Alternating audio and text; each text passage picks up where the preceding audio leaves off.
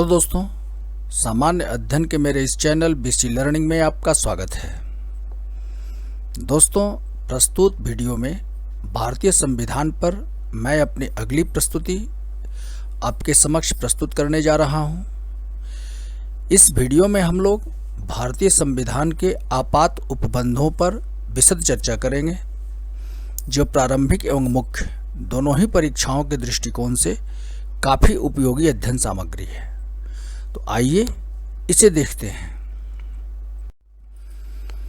दोस्तों, आपातकाल अर्थात इमरजेंसी भारतीय संविधान के भाग 18 में अनुच्छेद 352 से 360 तक, आर्टिकल 352 से 360 तक 3 प्रकार के आपात उपबंधों की विवेचना की गई है।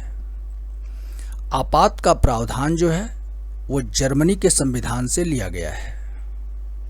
तो ये 3 इमरजेंसी की जो चर्चा है उसमें पहला है राष्ट्रीय आपात अर्थात नेशनल इमरजेंसी, आर्टिकल 352 में इसकी विवेचना की गई है।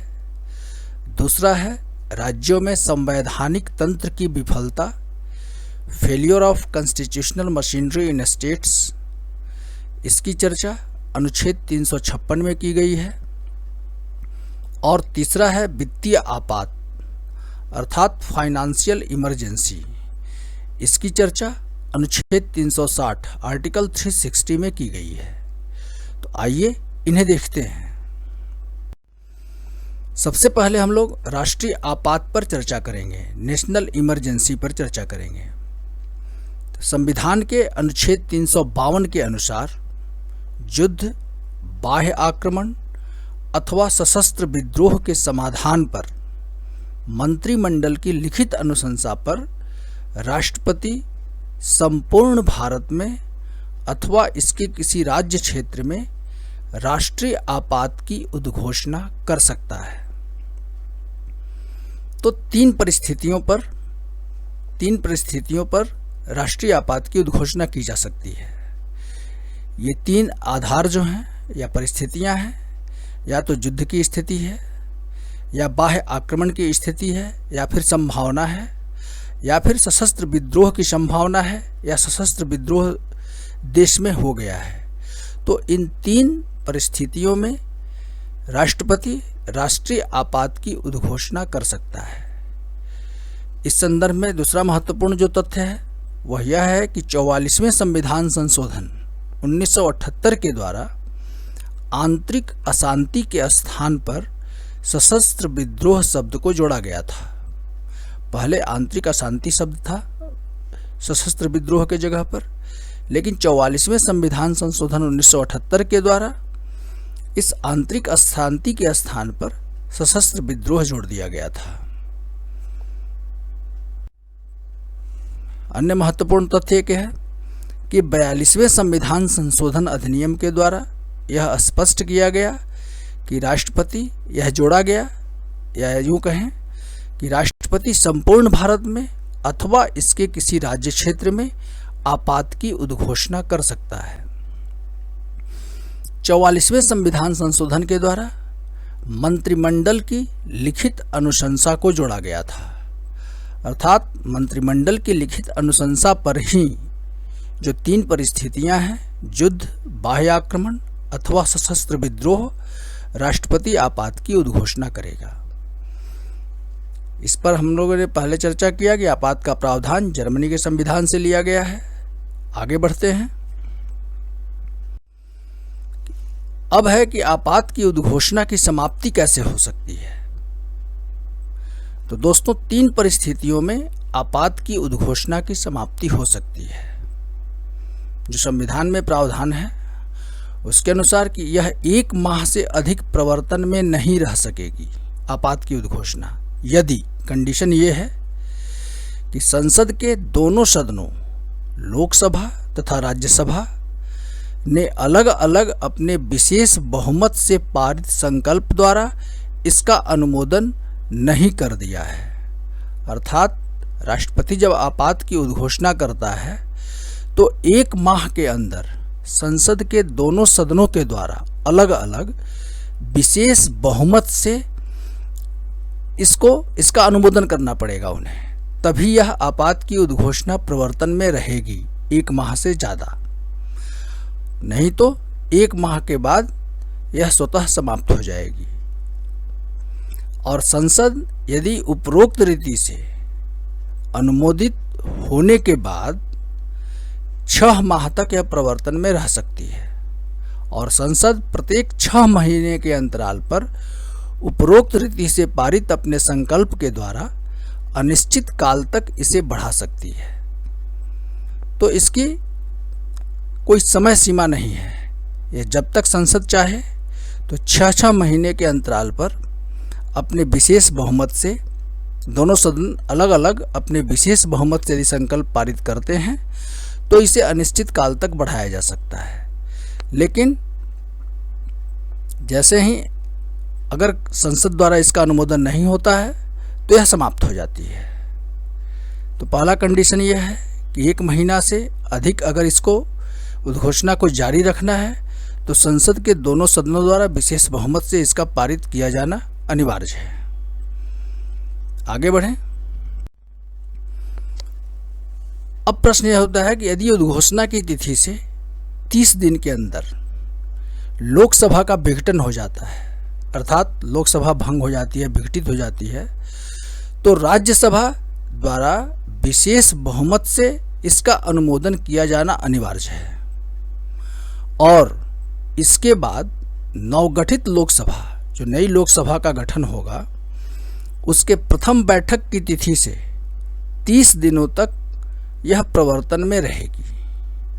यदि इसके बाद जो नई लोकसभा है यदि उसको पारित कर देती है तो फिर यह 6 महीने तक प्रवर्तन में रहेगी।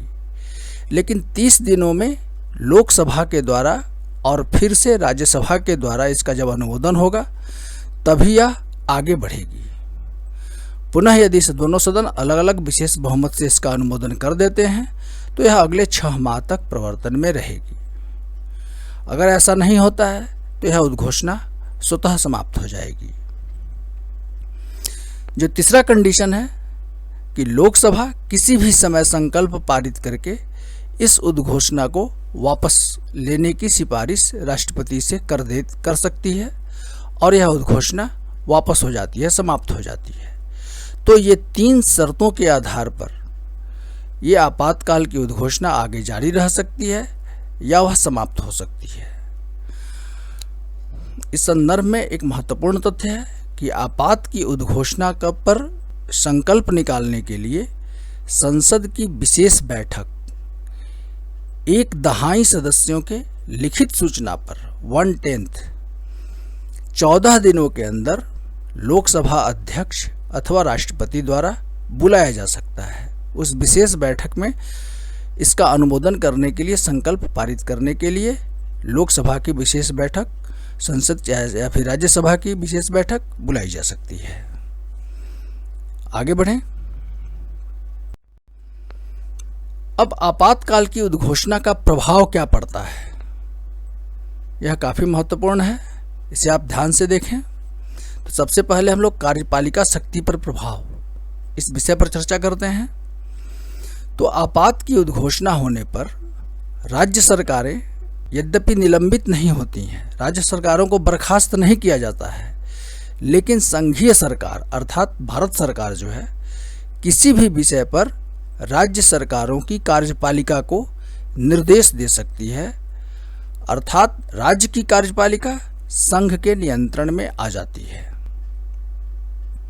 सामान्य समय होता है, आपातकाल से भिन्न जो समय होता है उसमें केंद्र सरकार केवल संविधान के अनुच्छेद 256 से 267, 256 से 267 में जो विषय उल्लिखित हैं उन्हीं विषयों पर राज्य की कार्यपालिका को निर्देश दे सकती है संसद, केंद्र सरकार। लेकिन आपात की उद्घोषणा होने पर किसी भी विषय पर जो केंद्र सरकार है वह राज्य की कार्यपालिका को निर्देश दे सकती है। तो एक महत्वपूर्ण प्रभाव है कार्यपालिका शक्ति पर। आगे बढ़ें। जो 256 से 267 आर्टिकल 256 से आर्टिकल 267 तक जो विषय हैं, उनमें जो विषय हैं वह संघीय विधियों का अनुपालन, राष्ट्रीय एवं सैनिक महत्व के संचार साधनों का राज्य द्वारा निर्माण करने का निर्देश, रेलों का राज्य में संरक्षण करने का निर्देश, भाषाई अल्पसंख्यकों को उनकी मातृभाषा में शिक्षा देने का निर्देश, हिंदी भाषा का विकास आदि जो विषय हैं, इस संबंध में जो निर्देश है वह आर्टिकल 256 से 267 में उल्लिखित हैं, जिन पर निर्देश सामान्य समय में केंद्र सरकार राज्य सरकार की कार्यपालिका को देती है। आगे बढ़ें। अब विधायी शक्ति पर क्या प्रभाव पड़ता है आपातकाल का, नेशनल इमरजेंसी का। तो इस संदर्भ में 3 तथ्य महत्वपूर्ण हैं। पहला कि संसद विधि द्वारा लोकसभा तथा राज्य विधानसभा की अवधि एक बार में 1 वर्ष तक बढ़ा सकती है।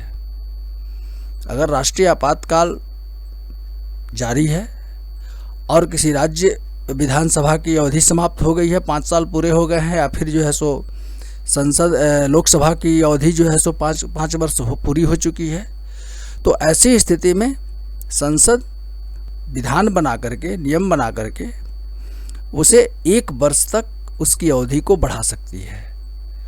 परंतु राष्ट्रीय आपात की उद्घोषणा की समाप्ति के पश्चात जो ये बढ़ाई गई अवधि है वह 6 माह से आगे नहीं रह सकती है। दूसरा कि संघ को राज्य सूची में उल्लिखित विषयों पर कानून बनाने का अधिकार स्वतः प्राप्त हो जाता है। जैसा कि आपको पता है कि संघ सूची के विषयों पर केंद्र सरकार कानून बनाती है, राज्य सूची के विषयों पर राज्य सरकारें कानून बनाती हैं, और समवर्ती सूची पर केंद्र और राज्य दोनों ही सरकारें कानून बना सकती हैं। लेकिन जब आपात की उद्घोषणा प्रवर्तन में रहती है तो राज्य सूची के विषयों पर कानून बनाने का अधिकार संसद को प्राप्त हो जाता है।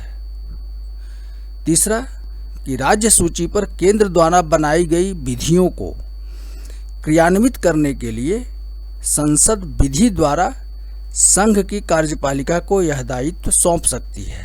अर्थात राज्यों में भी अगर कोई काम करवाना है तो संसद विधि बना करके केंद्र की कार्यपालिका को यह काम सौंप सकती है, जो सामान्य समय में राज्य की कार्यपालिका करती है। तो ये विधायी शक्ति पर जो प्रभाव है, ये 3 महत्वपूर्ण प्रभाव हैं, इसे आप ध्यान से देख लें।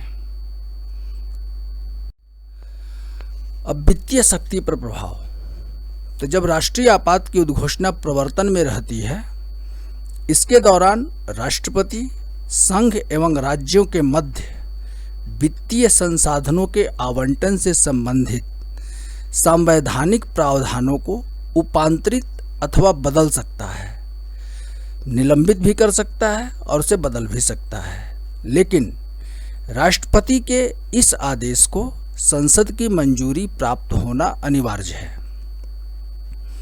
यदि ऐसा आदेश संसद द्वारा अनुमोदित हो जाता है, तब उद्घोषणा के प्रवृत्त रहने वाले वित्तीय वर्ष तक यह नियम प्रभावी रहेगा। आगे बढ़ते हैं कि आपात उद्घोषणा का मूल अधिकारों पर क्या प्रभाव पड़ता है। इसकी चर्चा वैसे मैंने मौलिक अधिकारों से संबंधित अपने वीडियो में किया है, फिर भी आप इसे एक बार देख लें कि अनुच्छेद 358 के अनुसार, आर्टिकल 358 के अनुसार युद्ध एवं बाह्य आक्रमण की स्थिति में आपात की उद्घोषणा के प्रवृत्त होते ही अनुच्छेद 19 द्वारा प्रदान किया गया स्वतंत्रता का मौलिक अधिकार जो है वह स्वतः निलंबित हो जाता है। अर्थात 2 ही स्थिति में अगर आपात की उद्घोषणा होती है, अर्थात युद्ध अथवा बाह्य आक्रमण, तो इन दोनों परिस्थितियों में आपको जो अनुच्छेद 19 के अंतर्गत स्वतंत्रता का जो मौलिक अधिकार प्रदान किया गया है संविधान के द्वारा, वह स्वतः निलंबित हो जाएगा। इसका मतलब यह हुआ कि अगर सशस्त्र विद्रोह के आधार पर आपात की उद्घोषणा की जाती है तो ये अनुच्छेद 19 का मौलिक अधिकार जो है वह निलंबित नहीं होगा स्वतः।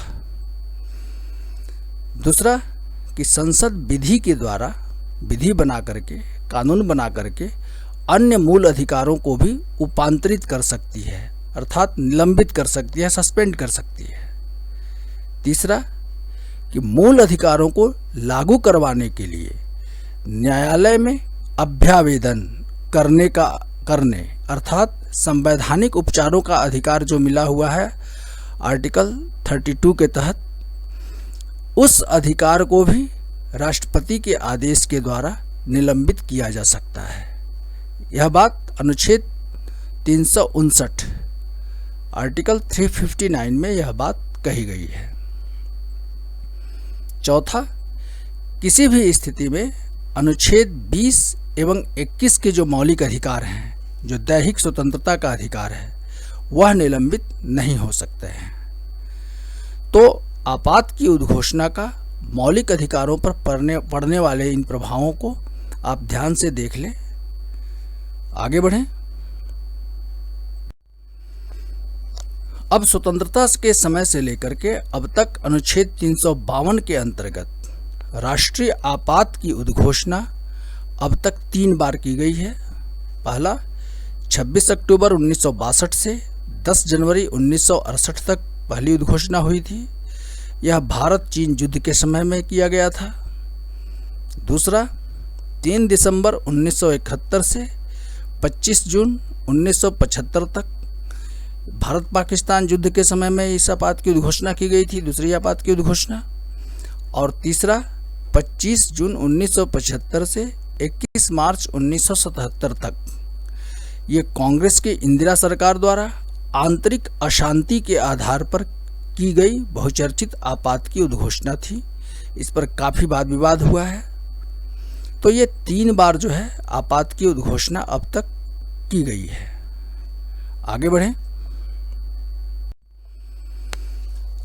अब जो दूसरे प्रकार का जो आपात है, जिसको संविधान में राज्यों में संवैधानिक तंत्र की विफलता कहा गया है, उस पर हम लोग चर्चा करेंगे। आर्टिकल 356। तो आर्टिकल 356 में यह कहा गया है कि राष्ट्रपति को जब यह समाधान हो जाता है कि किसी राज्य की शासन व्यवस्था संविधान के उपबंधों के अनुसार नहीं चलाई जा रही है, तो वह संविधान के अनुच्छेद 356 के प्रावधानों के अंतर्गत संबंधित राज्य में राष्ट्रपति शासन की उद्घोषणा कर सकता है। अब राष्ट्रपति का समाधान, इसके बारे में यह कहा गया है कि राष्ट्रपति का समाधान किन आधारों पर होता है। तो राष्ट्रपति को यह समाधान होता है जो लिखा गया है संविधान में कि उस राज्य के राज्यपाल के इस आशय के प्रतिवेदन पर, यदि संबंधित राज्य का राज्यपाल ऐसा एक प्रतिवेदन राष्ट्रपति को भेजता है कि राज्य में संवैधानिक तंत्र विफल हो गया है, तो राष्ट्रपति को यह समाधान होता है और उसके आधार पर उस राज्य में राष्ट्रपति शासन की उद्घोषणा की जाती है। लेकिन साथ ही साथ इसमें यह भी लिखा गया है कि राज्यपाल के प्रतिवेदन या अन्यथा, तो इस अन्यथा के तहत दूसरा जो महत्वपूर्ण आधार यह आता है सामने कि केंद्र द्वारा राज्य को दिए गए किसी कार्यपालिका निर्देश को पूरा करने में राज्य की विफलता। आर्टिकल 365 में यह बात कही गई है। अर्थात केंद्र सरकार यदि राज्य सरकार को कोई निर्देश देती है और उस निर्देश को पूरा करने में यदि राज्य सरकार विफल हो जाती है, तो राष्ट्रपति को यह समाधान हो सकता है कि राज्य में संवैधानिक तंत्र विफल हो गया है। तो इन 2 आधारों पर किसी राज्य में राष्ट्रपति शासन लगाया जा सकता है। आगे बढ़ें कि राज्य से राष्ट्रपति शासन के उद्घोषणा की समाप्ति कैसे हो सकती है। तो इसमें 3 परिस्थितियां हैं। इस पर आप देखें, इन्हें देख लें आप कि राज्यों में राष्ट्रपति शासन 2 माह तक ही प्रवर्तन में रह सकता है, यदि यह कंडीशन है कि 2 माह तक ही प्रवर्तन में तब रहेगा जब 2 माह के अंदर संसद के दोनों सदन अलग अलग सामान्य बहुमत से पारित संकल्प के द्वारा इसका अनुमोदन न कर दें। अर्थात 2 माह तक यदि संसद के दोनों सदन अलग अलग सामान्य बहुमत से यदि इसका अनुमोदन कर देते हैं तो 2 माह से अधिक तक यह प्रवर्तन में रहेगा, और यदि ऐसा नहीं होता है तो यह स्वतः ही राष्ट्रपति शासन समाप्त हो जाएगा। अगर संसद से यह अनुमोदित हो जाता है, दोनों सदन इसका साधारण बहुमत से ही अनुमोदन कर देते हैं, तो यह 6 महीने तक जारी रहेगी। एक बात आप ध्यान दें कि 352 के अंतर्गत जब राष्ट्रीय आपात की उद्घोषणा होती है तो संसद के दोनों सदनों को अलग अलग विशेष बहुमत से संकल्प पारित करके इसकी पुष्टि की जाती है, इसका अनुमोदन किया जाता है। लेकिन राष्ट्रपति शासन का अनुमोदन संसद के दोनों सदन सामान्य बहुमत से ही करते हैं। संसद एक बार में इसे 6 माह तक आगे बढ़ा सकती है, लेकिन किसी भी स्थिति में इसे 3 वर्ष से अधिक विस्तारित नहीं किया जा सकता है। यह एक महत्वपूर्ण तथ्य है। आगे बढ़ें। 44वें संविधान संशोधन के द्वारा एक महत्वपूर्ण बदलाव यह किया गया है कि 1 वर्ष से अधिक अवधि के लिए यदि राष्ट्रपति शासन का विस्तार करना है उस राज्य में, तो उसके लिए 2 शर्तों का पूरा होना अनिवार्य है। ये बहुत महत्वपूर्ण तथ्य है, आप समझ लें इसे, कि ऐसा संकल्प पारित होने से पहले समूचे राज्य में अथवा इसके किसी भाग में आपातकाल लागू है, अर्थात 352 के अंतर्गत राष्ट्रीय आपातकाल अगर लागू है तो वैसी स्थिति में राष्ट्रपति शासन वहां खत्म नहीं किया जा सकता है। और दूसरा कि निर्वाचन आयोग यह प्रमाण दे कि वर्तमान हालात में वहां विधानसभा का चुनाव करवाना असंभव है। तो ये 2 शर्तें 1 वर्ष से अधिक तक अगर राष्ट्रपति शासन किसी राज्य में लगाना है तो इन 2 शर्तों का पूरा होना अनिवार्य है। आगे बढ़ें। यदि राष्ट्रपति शासन की उद्घोषणा की तिथि से 2 माह के अंदर लोकसभा का विघटन हो जाता है और राज्यसभा ने इसे संकल्प द्वारा पारित कर दिया है, तब नई लोकसभा के प्रथम बैठक की तारीख से तिथि से 30 दिनों की अवधि के पश्चात उद्घोषणा समाप्त हो जाएगी यदि संसद अपने संकल्प के द्वारा इसे विस्तारित नहीं करती है। आगे बढ़ें। तीसरा जो तथ्य है इस संबंध में कि राष्ट्रपति शासन की दुर्भावना के आधार पर की गई उद्घोषणा न्यायिक पुनर्विलोकन के दायरे में आती है, अर्थात न्यायालय इसमें सक्षम है कि दुर्भावना के आधार पर यदि राष्ट्रपति शासन की घोषणा की गई है, उद्घोषणा की गई है, तो वह उसे असंवैधानिक ठहरा सकता है न्यायालय। यह बात SR बोम्मई बनाम भारत संघ 1994 के बाद में उच्चतम न्यायालय ने यह निर्णय दिया था। तो सामान्यतः केंद्र में जो सरकार होती है जिस दल की, तो राज्यों में अगर दूसरे दल की सरकार है तो दुर्भावना के आधार पर कई बार जो है सो राष्ट्रपति शासन लगा दिया जाता है। तो अगर दुर्भावना साबित हो जाती है न्यायालय में तो वहाँ राष्ट्रपति शासन समाप्त हो जाता है। और यह SR बोम्मई बनाम भारत संघ मामले में 1994 में उच्चतम न्यायालय ने यह निर्णय दिया था। यह महत्वपूर्ण तथ्य है। तो इन आधारों पर राष्ट्रपति शासन या तो आगे विस्तारित होगा या फिर वह समाप्त हो जाएगा। तो आगे बढ़ते हैं। अब राष्ट्रपति शासन की उद्घोषणा का प्रभाव क्या पड़ता है? तो सबसे पहले राज्य का विधानमंडल, यह जो विधानसभा है, वह निलंबित हो जाती है या भंग हो जाती है। दूसरा कि किसी राज्य में राष्ट्रपति शासन की उद्घोषणा होने पर राज्य की कार्यपालिका के सभी या कोई कार्य संघ ग्रहण कर लेता है, अर्थात राज्य की कार्यपालिका के जो कार्य हैं तो उसका अंशतः या पूर्णतः वह केंद्र सरकार उसको ग्रहण कर लेगा। तीसरा कि राज्य के सभी विधायी कार्य संसद के अधीन हो जाते हैं, अर्थात राज्य में जो विधान बनाने का, विधानसभा के द्वारा जो विधान या नियम कानून बनाए जाते थे वह सभी काम संसद को चले जाते हैं। संसद विधि बनाकर विधायी कार्यों की शक्ति राष्ट्रपति को या किसी विनिर्दिष्ट प्राधिकार को सौंप सकती है। चौथा, कि राज्य में राष्ट्रपति शासन के प्रवृत्त रहने के दौरान यदि लोकसभा सत्र में नहीं है तब राष्ट्रपति राज्य के संचित निधि से व्यय प्राधिकृत कर सकता है, अर्थात संचित निधि पर किसी व्यय को भारित कर सकता है कि उस कार्य के लिए व्यय जो होगा राज्य की संचित निधि से होगा। लेकिन लोकसभा के सत्र में रहने पर संसद की मंजूरी आवश्यक होगी। पांचवा, कि लोकसभा के सत्र में नहीं रहने के दौरान प्रशासन के संदर्भ में राष्ट्रपति अध्यादेश प्रख्यापित कर सकता है। और छठा, कि राज्य के न्यायिक कार्य अबाध रूप से पूर्ववत चलते रहेंगे, अर्थात न्यायपालिका का कोई भी कृत्य जो है वह केंद्र ग्रहण नहीं कर सकती है। आगे बढ़ें।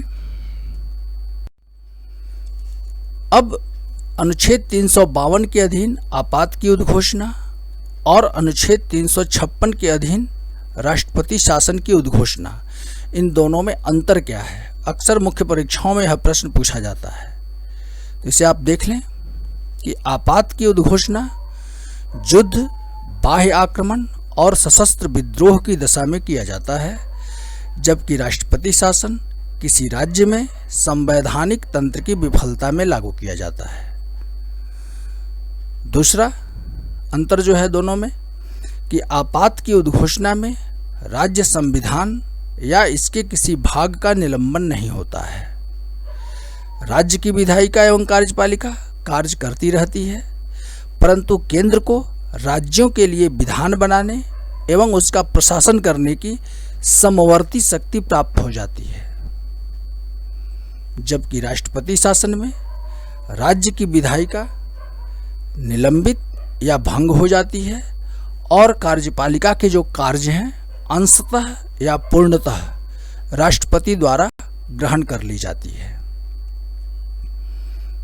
जो तीसरा है कि आपात के प्रवृत्त रहने के दौरान, अर्थात आपातकाल जब लागू है तो संसद राज्य सूची के किसी भी विषय पर विधान बना सकता है, जबकि राष्ट्रपति शासन के दौरान यह शक्ति संसद राष्ट्रपति या इस किसी विनिर्दिष्ट प्राधिकारी को सौंप सकती है विधि बनाने का काम। चौथा, कि आपात की अवधि संसद के प्रत्येक सदन के संकल्प द्वारा 6 माह करके अनिश्चित काल तक बढ़ाई जा सकती है, जबकि राष्ट्रपति शासन की अधिकतम अवधि 3 वर्ष की ही हो सकती है। आगे बढ़ते हैं। अब अनुच्छेद 356 के प्रयोग के संबंध में कुछ महत्वपूर्ण तथ्यों पर हम जानकारी प्राप्त कर लें। बहुत रोचक तथ्य हैं, इसे आप देख लें कि सबसे अधिक बार कांग्रेस की इंदिरा सरकार ने 50 बार राष्ट्रपति शासन लगाया था। दूसरा, कि मोरारजी देसाई सरकार ने 16 बार राष्ट्रपति शासन लगाया था। नरसिम्हा राव की सरकार ने 11 बार राष्ट्रपति शासन लगाया था। मनमोहन सिंह की सरकार ने 12 बार राष्ट्रपति शासन लगाया था। अटल बिहारी वाजपेयी की सरकार ने 5 बार राष्ट्रपति शासन लगाया था। तो कांग्रेस पार्टी की सरकारों ने कुल मिलाकर के 91 बार 91 टाइम्स राष्ट्रपति शासन लगाया है। उत्तर प्रदेश में सबसे अधिक बार 10 बार राष्ट्रपति शासन लागू हुआ है और राष्ट्रपति शासन की सबसे लंबी अवधि जो है वह पंजाब, उसमें सबसे लंबी अवधि पंजाब में रहा है राष्ट्रपति शासन का। तो ये कुछ रोचक तथ्य थे 356 के प्रयोग के संबंध में। आगे बढ़ते हैं। अब वित्तीय आपात, फाइनेंशियल इमरजेंसी, आर्टिकल 360। तो अनुच्छेद 360 के प्रावधानों के अनुसार जब राष्ट्रपति को यह समाधान हो जाता है कि भारत या इसके किसी राज्य क्षेत्र में वित्तीय अस्थायित्व संकट में है, तो वह वित्तीय आपात की उद्घोषणा कर सकता है। इसका प्रभाव ये होता है कि केंद्र की कार्यपालिका शक्ति का विस्तार राज्यों की वित्तीय औचित्य संबंधी मामलों पर निर्देश देने तक की होगी, अर्थात केवल वह निर्देश दे सकती है वित्तीय मामलों में। इसके अंतर्गत जो निर्देश हैं वो निम्न प्रकार के निर्देश हैं, इन्हें हम आगे देखते हैं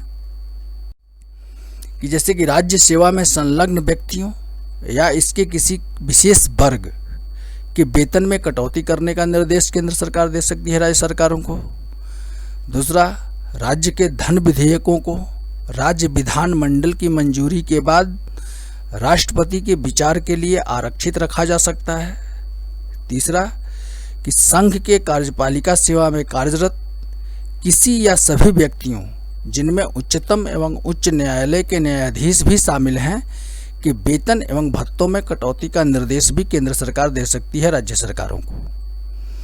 तो ये उच्चतम न्यायालय, उच्च न्यायालय के न्यायाधीशों को उनके वेतन में भी कटौती होती है सिर्फ वित्तीय आपात की उद्घोषणा के दौरान।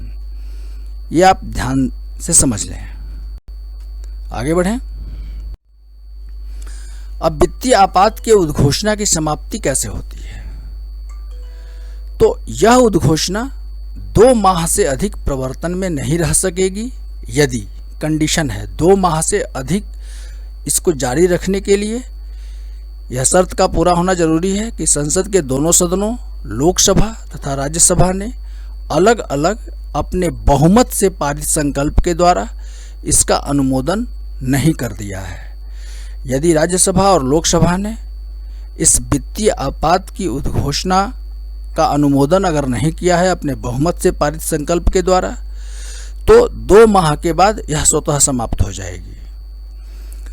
यदि संसद से उपरोक्त रीति से अनुमोदित होने के बाद यह 6 माह तक प्रवर्तन में रहेगी और संसद प्रत्येक 6 महीने के अंतराल पर उपरोक्त रीति से अर्थात बहुमत से पारित संकल्प के द्वारा इसे अनिश्चित काल तक बढ़ा सकती है, जैसा कि राष्ट्रीय आपातकाल की उद्घोषणा के दौरान होता है। जो प्रावधान है वही प्रावधान वित्तीय आपात के संबंध में भी है। आगे बढ़ें। यदि उद्घोषणा की तिथि से 30 दिन के अंदर लोकसभा का विघटन हो जाता है तो राज्यसभा द्वारा बहुमत से इसका अनुमोदन किया जाना अनिवार्य है और इसके बाद नवगठित जो लोकसभा की प्रथम बैठक की तिथि से 30 दिनों तक यह प्रवर्तन में रहेगी। पुनः यदि दोनों सदन अलग अलग बहुमत से इसका अनुमोदन कर देते हैं तो यह अगले 6 माह तक प्रवर्तन में रहेगी। तो इसमें एक महत्वपूर्ण बात यह भी है कि वित्तीय आपात की उद्घोषणा के लिए भी संसद के दोनों सदन अलग अलग बहुमत से, सामान्य बहुमत से इसका अनुमोदन करते हैं। तीसरा, कि लोकसभा है किसी भी समय संकल्प पारित करके उद्घोषणा को वापस लेने की सिफारिश कर सकती है और राष्ट्रपति उस उद्घोषणा को वापस ले सकता है। तो इस 3 रीति से जो नेशनल इमरजेंसी के संदर्भ में जो प्रावधान है वही प्रावधान वित्तीय आपात के संबंध में है और इस तरह से यह उद्घोषणा समाप्त हो सकती है। दोस्तों, वित्तीय आपात की उद्घोषणा आज तक नहीं की गई है। तो इस वीडियो में बस इतना ही। दोस्तों, यदि मेरी यह प्रस्तुति उपयोगी लगी है तो कृपया मेरे इस वीडियो को लाइक ज़रूर करें और यदि अभी तक आपने मेरे इस चैनल को सब्सक्राइब नहीं किया है तो प्लीज़ इसे सब्सक्राइब करें तथा मेरे इस वीडियो को शेयर करें और साथ ही साथ जो बेल आइकन बना हुआ है इसके सामने इसे दबाएं ताकि मेरी अगली प्रस्तुति की सूचना आपको आसानी से प्राप्त हो सके। धन्यवाद।